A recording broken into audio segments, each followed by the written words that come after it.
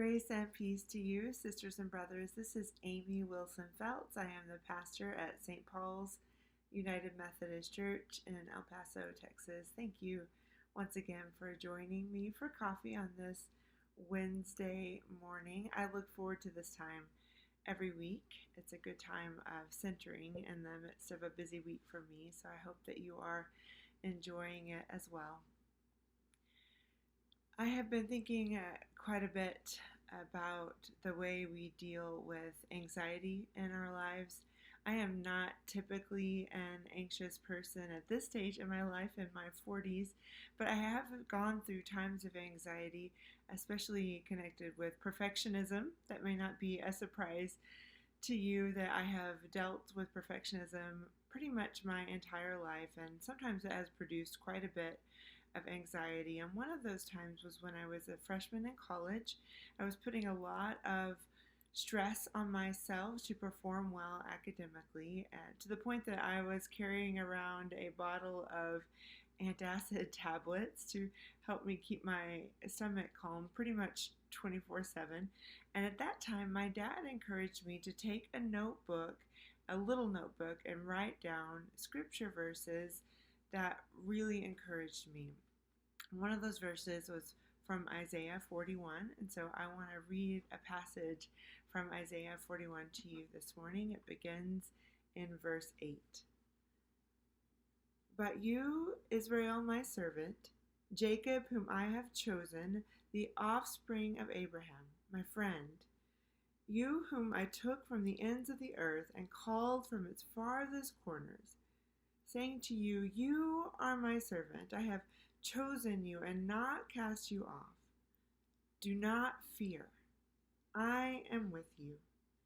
Do not be afraid, for I am your God. I will strengthen you. I will help you. I will uphold you with my victorious right hand. It's that last verse that I just read, verse 10, that includes, I will strengthen you. I will help you. I will withhold you with my victorious right hand. That's the one that my dad encouraged me to write down in the notebook, and I did, and I kept it with me, and I read it anytime I was feeling anxious. And I always looked at it as God upholding us in God's right hand and in a way that elevates us out of what is causing our anxiety. Maybe not to rescue us every time, but at least to give us a different perspective as we go about dealing with our realities. And I think that's a valid way of looking at this passage in terms of what Israel, the people of God, were dealing with when the prophet Isaiah was speaking to them. But the other night, I was asleep, and Natalie was sleeping in the bed with me. And look, I know that that's not the best parenting solution, but after several weeks of wrestling with the kids not staying in their beds and the baby being up in the middle of the night, sometimes you just have to get some sleep. So please, no judgment there. But Natalie was sleeping in the big bed with me while Jason was helping the baby, and I felt this shift in the bed, and I turned over just as Natalie was about to roll off of the bed, and I reached out with this like ninja-like reflex and said, whoa, and she woke up too. Her eyes popped open, and she said, oh, thank you, Mama, and I pulled her back into the bed with me. And I have been thinking about this verse ever since, that perhaps sometimes upholding us with God's right hand means catching us just before we fall off into the edge of our worries and our anxiety and the difficult realities of our life.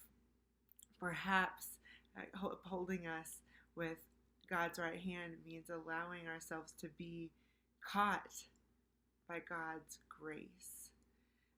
I don't know about you, but I need that right now. I have a pretty good situation here, and I hope that many of you do as well, in terms of basic needs being provided and the support of friends and family and church family.